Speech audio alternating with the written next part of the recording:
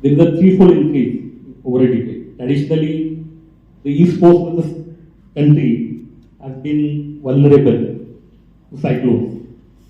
But now the the incidence has increased even on the west coast. So these are the major challenges which the state is facing, and we have to be prepared from disaster management point of view so that we can protect our infrastructure, lives as well as livelihoods. This is a very sobering thought really that you shared with us. And even as we stumble through the situations we face year on year, I don't think we relate with the trends, the big change that is happening. So thank you for sharing with us the intensity and magnitude of the change that we are experiencing here in Maharashtra.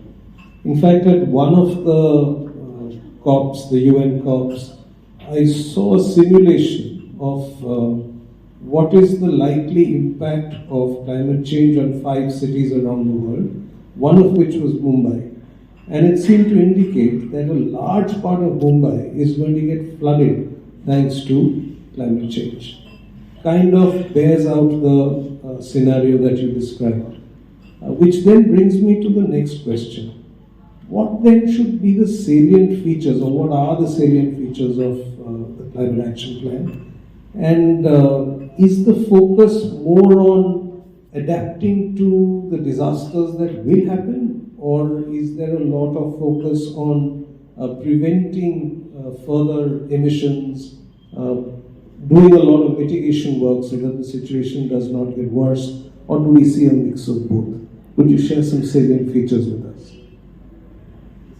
In order to honor its international commitments, which I just mentioned of, the Government of India prepared its own National Climate Action Plan way back in 2008, and it asked all the states to prepare their own state climate action plans.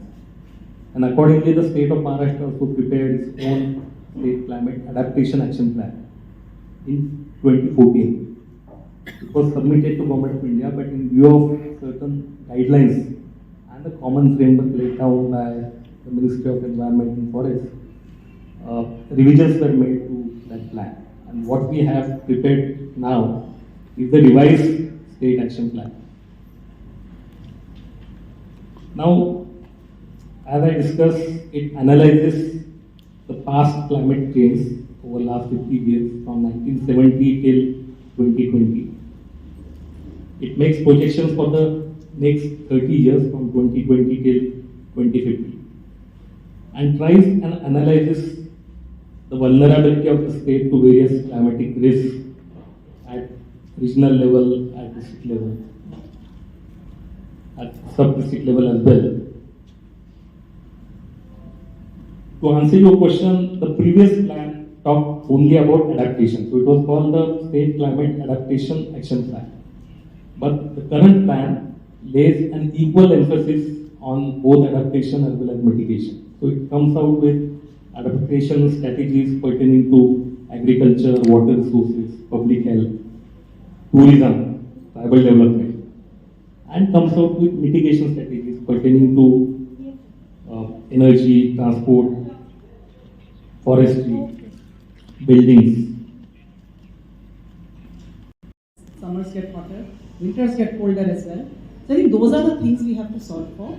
The good news now, and there is a lot of good news, is we are seeing this upsurge, an upswell of technology-led innovation. So India is very young. We are the fastest growing large economy. We are the third largest innovation startup ecosystem.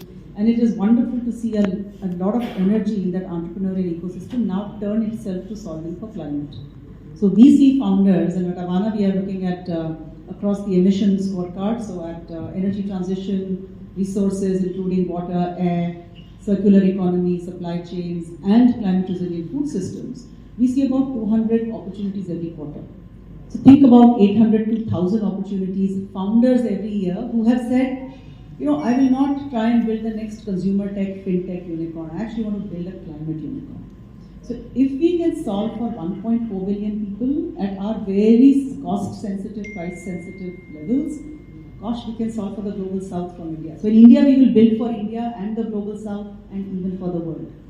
And that's a great headline you've given me, that it's not going to be digital-led innovations, but climate-led innovations that we are moving towards emphatically. Great point. Ritesh Tiwari, adding you to the conversation. Now, of course, HUL has taken the lead, and of course it's a household name with many of its products, and you can make a much deeper impact of the sustainability thrust in our households. How is that particular agenda really panning out? Help us understand that, and then we can get into the business aspect. One of the things I was mentioning at the beginning of the conversation today, for us, we are very clear that superior business performance is absolutely same as being a business which is sustainable.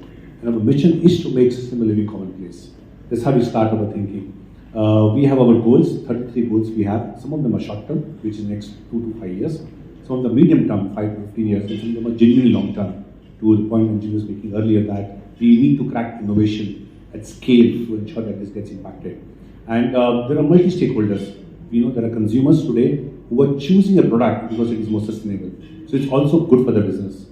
Equally, when you end up cracking a proper technology, you can get the same job done, not only sustainably, but also the lower cost, which again is a huge need. With disposable incomes get challenged in the country, and then you need to find solutions which are equally cost effective apart from being right for the environment. So I always keep saying you have to do things right and do right things at the same time.